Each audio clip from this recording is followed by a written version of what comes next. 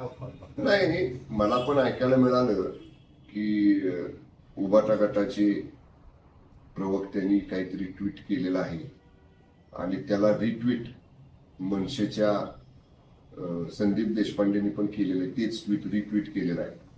त्यामुळे ठीक आहे, आता आतापर्यंत त्यांची 2 वेगवेगळे मोर्चे तारखा डिक्लेअर झाल्या होत्या.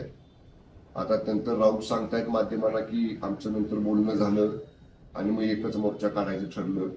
पण मुळात ज्या विषयावरती ते मोर्चा काढतायत त्या विषयाबाबतीतला निर्णयच राज्य सरकारनं कुठला अंतिम घेतलेला नाही. या बाबतीत माननीय मुख्यमंत्री, राज्याचे प्रमुख आदरणीय देवेंद्रजी फडणवीस साहेबांनी काय सांगितलं की महाराष्ट्रात सक्ती ही मराठी भाषेची आहे आणि इतर भाषा ऐच्छिक आहेत. आता मला सांगा, त्रिभाषा सूत्र जी केंद्राची एज्युकेशन पॉलिसी आहे, शैक्षणिक धोरण आहे, हे आत्ता नाही आलेलं, हे मागच्या पंचवार्षिकमध्ये आलेलं आहे.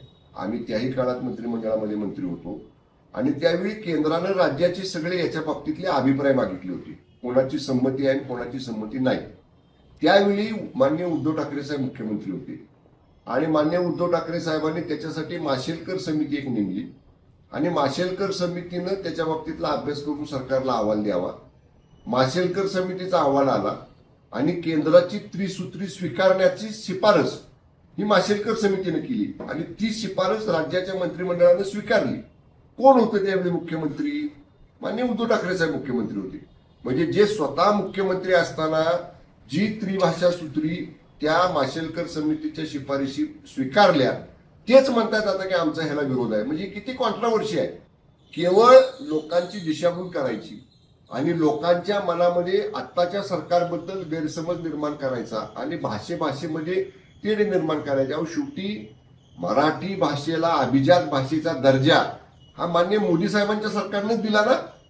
इतके प्रयत्न झाले याच्यापूर्वीच्या सरकारमध्ये पण कुणी दिला नाही. पण माननीय मोदी साहेबांच्या सरकारने महाराष्ट्रातल्या मराठी भाषेला अभिजात भाषेचा दर्जा दिला. त्यामुळं महाराष्ट्रात मराठी भाषेचं स्थान हे पहिल्या क्रमांकावरच राहील.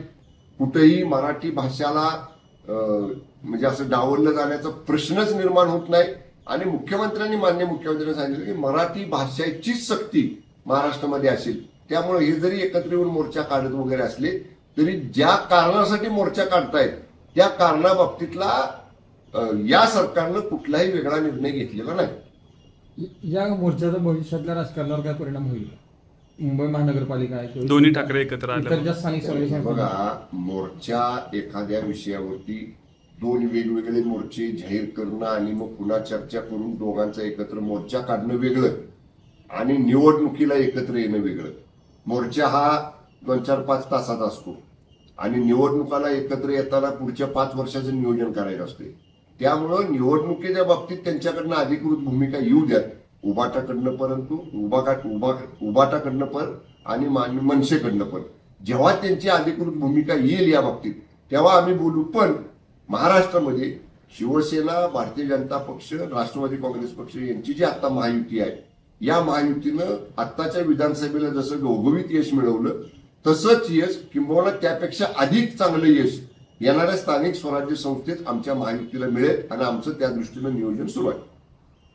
आता isakal.com आहे देशातील नंबर 1 ची मराठी न्यूज वेबसाईट. प्रत्येक अपडेटसाठी isakal.com ला नक्की भेट द्या.